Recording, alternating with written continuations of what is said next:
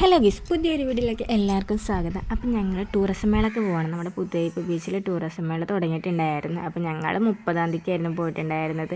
അപ്പോൾ ചേട്ടൻ്റെ ചന്ത ഇവിടെ ഇങ്ങനെ ഇരിപ്പുണ്ട്, അമ്മ അങ്ങോട്ടും ഇങ്ങോട്ടും നടക്കുന്നുണ്ട്. പിന്നെ അനിയനും ഉണ്ട്, അനിയൻ്റെ ചിക്കും ഉണ്ട്.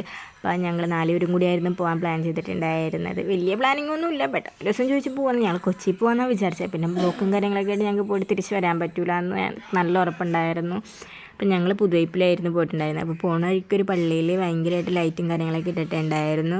അപ്പം ഞങ്ങളിത് പുതുവൈപ്പ് ബീച്ച് അങ്ങനെ എത്താനായിട്ടുണ്ട്. പോകുന്ന വഴിക്ക് എല്ലായിടത്തും ടൂറിസം മേളയോട് ബന്ധിച്ച് ലൈറ്റും കാര്യങ്ങളൊക്കെ ഇട്ടിട്ടുണ്ടായിരുന്നു. അപ്പോൾ ഞങ്ങളിത് അവിടെ എത്തിയപ്പോൾ തന്നെ ഞങ്ങൾ കണ്ടിട്ടുണ്ടായിരുന്നത് വഞ്ചിയാണ് കേട്ടോ. ഞങ്ങൾ എന്താ പറയുക, തൊട്ടിൽ കയറണം എന്നുള്ള ആഗ്രഹം കൊണ്ടിട്ടാണ് ഞാൻ പോകണമെന്ന് പറയും. പോയി കഴിഞ്ഞാൽ എനിക്ക് അതിൽ കയറണം എന്ന് പറഞ്ഞിട്ടായിരുന്നു ഞങ്ങളിവിടുന്ന് പോയിട്ടുണ്ടായിരുന്നത്. അപ്പോൾ ഞങ്ങൾ കയറിയപ്പോൾ തന്നെ കണ്ടിട്ടുണ്ടായിരുന്നത് ഒരു ആംബുലൻസ് അവിടെ കിടപ്പുണ്ടായിരുന്നു. എന്തെങ്കിലും മെഡിക്കൽ വന്നു കഴിഞ്ഞാൽ കൊണ്ടുപോകാനായിരിക്കും.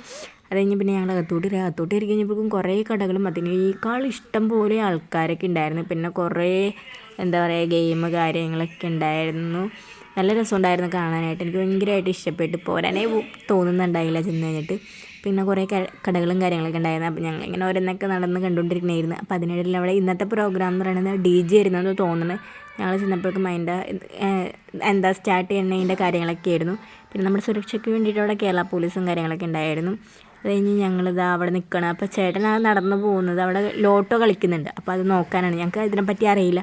പുള്ളി അത് എന്താണെന്ന് നോക്കിയിട്ട് പറഞ്ഞു തരാൻ വേണ്ടി പോവുകയാണ് കാണുന്നത്. അത് കഴിഞ്ഞ് പിന്നെ ഞങ്ങൾ അവിടെ ഇരുന്ന് കുറച്ച് നേരം. അപ്പോൾ ചേട്ടൻ ഞങ്ങൾക്ക് ഇതിങ്ങനെ കളിക്കുന്നതെന്ന് അവിടെ നിന്ന് ഒരു പേപ്പറിൻ്റെ പീസ് എടുത്ത് വന്നിട്ട് പറഞ്ഞു തരികയായിരുന്നു. പിന്നെ ഞങ്ങൾ അവിടെ അകത്ത് കയറാൻ കരുതി, അകത്തെ ഗെയിമും കാര്യങ്ങളൊക്കെ നോക്കാൻ കരുതിയിട്ട് ഞങ്ങൾ അകത്തോട്ട് കയറി. അപ്പോൾ വില ചോദിച്ചപ്പോൾ ഓരോ കാര്യത്തിനും ഒടുക്കത്തെ വിലയായിരുന്നു. പിന്നെ ഞങ്ങൾ അവിടെ നിന്ന് കുറച്ച് ഫോട്ടോസും കാര്യങ്ങളൊക്കെ എടുത്തിട്ടുണ്ടായിരുന്നു. ഞങ്ങൾ അകത്തൊന്നിലും കയറിയില്ല.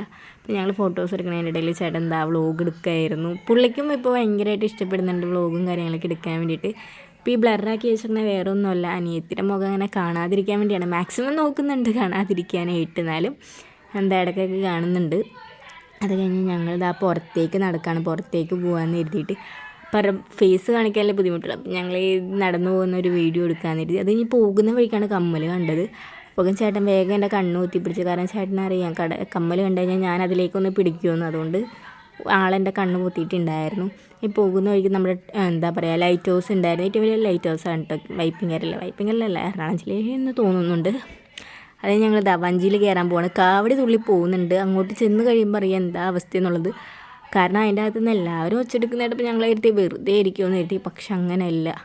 അന്ന് ഞങ്ങൾ പൊക്കത്തോട്ട് കയറിയപ്പോഴേക്കും എൻ്റെ നെഞ്ചത്ത് ഭയങ്കരമായിട്ട് ഇതൊക്കെ തോന്നിയായിരുന്നു. കാരണം ഭയങ്കര പേടിയായി. എനിക്ക് കുറേ നാളായിട്ട് ഇങ്ങനെ പൊക്കത്തേക്ക് കയറി കഴിഞ്ഞാൽ തലയിറങ്ങുന്ന ഒരാളാണ്. അതുകൊണ്ട് എന്താകും എങ്ങനെയാകുമെന്ന് അറിയില്ല.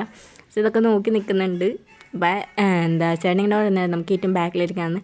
പക്ഷേ ഞങ്ങൾ ഓക്കെയൊക്കെ പറഞ്ഞു. പക്ഷെ അങ്ങോട്ട് കയറാൻ നിന്നപ്പോഴേക്കും ഭയങ്കര വലിയ ബുദ്ധിമുട്ട് പോലെ ആയിരുന്നു എനിക്ക് ഫീൽ ചെയ്തിട്ടുണ്ടായി. എനിക്ക് മാത്രമല്ല, അനിയത്തിക്കും അങ്ങനെ തന്നെയായിരുന്നു. ഞങ്ങൾക്ക് അവസാനം ഇറങ്ങിപ്പോയാലോ എന്ന് വരെ ഞാൻ അവിടെ നിന്ന് ചിന്തിച്ചു. പിന്നെ ഇറങ്ങിപ്പോയി കഴിഞ്ഞാൽ അവർ എന്താ പറയുന്നത്,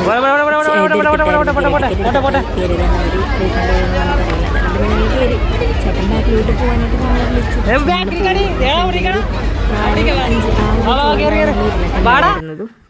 ഇരുന്നപ്പോൾ തുടങ്ങി ഞങ്ങൾക്ക് ഉള്ളിലൊരു പേടി. എനിക്ക് ഭയങ്കര പേടി എന്ന് വെച്ചാൽ ഭയങ്കര പേടിയായിരുന്നു. അത് തുടങ്ങിയപ്പോഴേക്കും മനസ്സിൽ ജീവൻ പോകുന്ന അവസ്ഥയായിരുന്നു. തുടങ്ങിയ കുഴപ്പമില്ല. പക്ഷേ 2-3 എൻ്റെ ജീവനകത്ത് നോക്കിയപ്പോഴേക്ക് പോയി ആലോചിച്ച അവസ്ഥയിലാണ്. ഭയങ്കര പേടി